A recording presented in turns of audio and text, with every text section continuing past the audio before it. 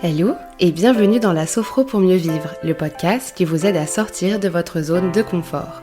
Je suis Émilie Gage, sophrologue certifiée et je suis la créatrice de ce podcast. Je vous aide à retrouver une sérénité dans votre corps et votre esprit à travers l'écoute et l'acceptation de vos émotions. Vous pouvez dès à présent me retrouver sur mon compte Instagram @sophro-vie ou sur mon site internet sophrovie.fr. Et maintenant, abonnez-vous pour ne pas manquer un nouvel épisode, installez-vous confortablement et soyez prêts à devenir acteur de votre changement. Bonjour à toutes et à tous, j'espère que vous allez bien. Moi oui, je suis super heureuse de vous retrouver cette semaine pour la deuxième partie de l'épisode sur la peur. En effet, la semaine dernière, nous avons discuté ensemble sur ce qu'est l'émotion de la peur, comment elle fonctionne, mais surtout comment accepter nos peurs avec la sophrologie. Dans cette seconde partie, nous allons discuter sur l'état hypnotique, qu'est-ce que la transe et surtout comment peut-elle nous aider à travailler sur nos peurs. Alors, avant toute chose, on va remettre les points sur les i et les barres sur les t, parce que l'état hypnotique est un état naturel. C'est très important de le savoir et de le comprendre, parce que ça signifie qu'on est tous capables de se mettre en état hypnotique. Cet état, on l'expérimente plusieurs fois par jour.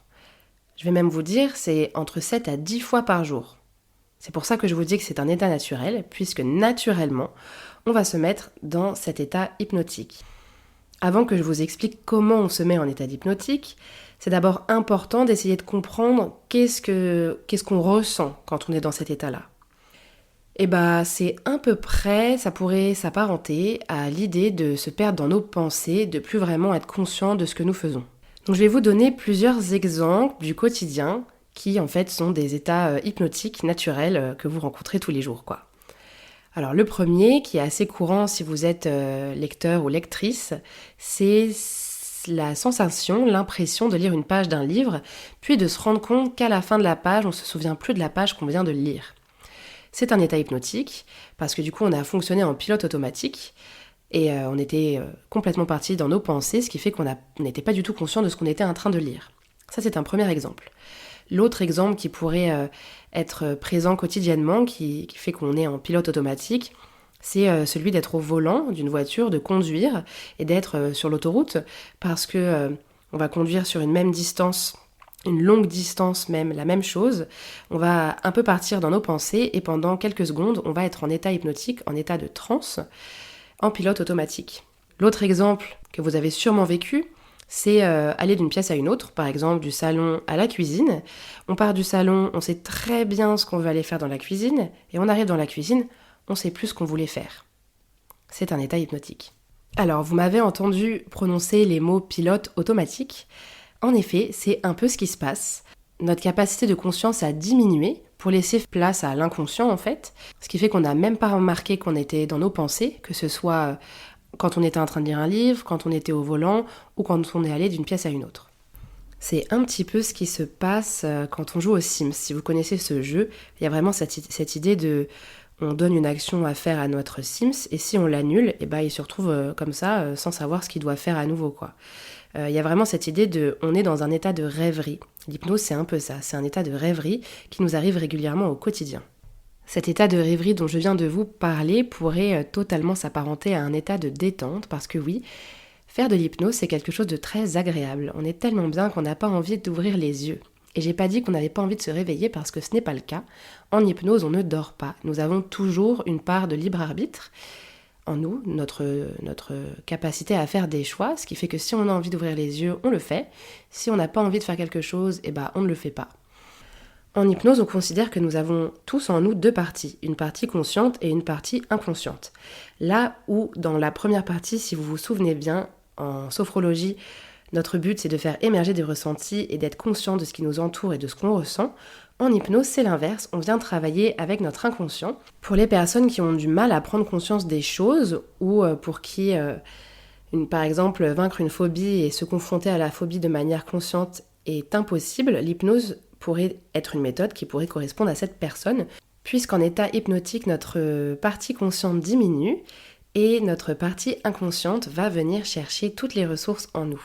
Parce que oui, en hypnose, on considère que notre inconscient est un réservoir de ressources Alors à ce stade de l'épisode, on sait à peu près ce que c'est que l'état hypnotique.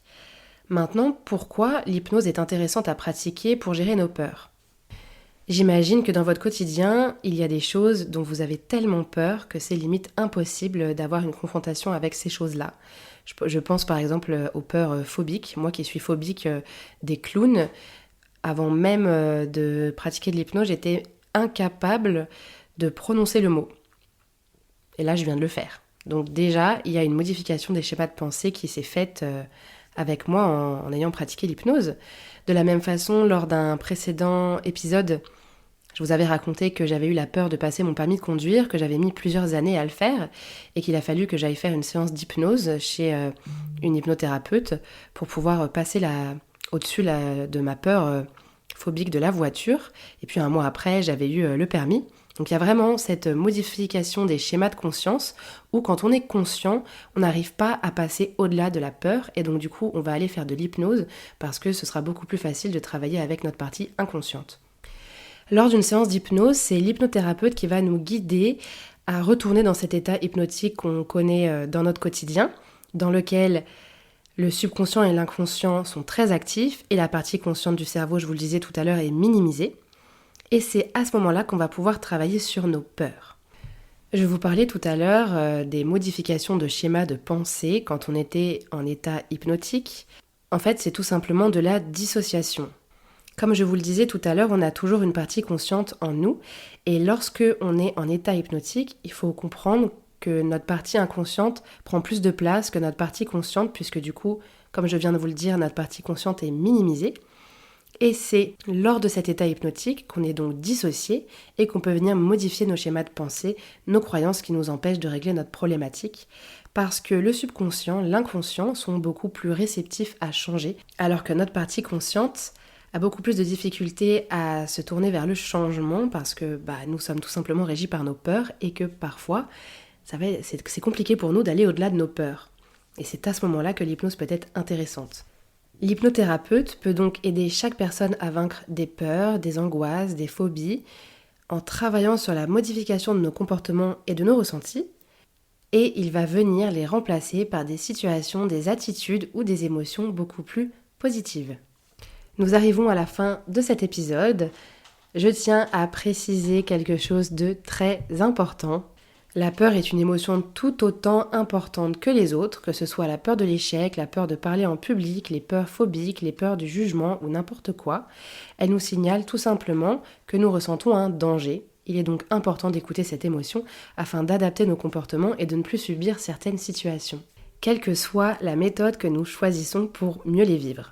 J'espère que cette seconde partie vous a plu.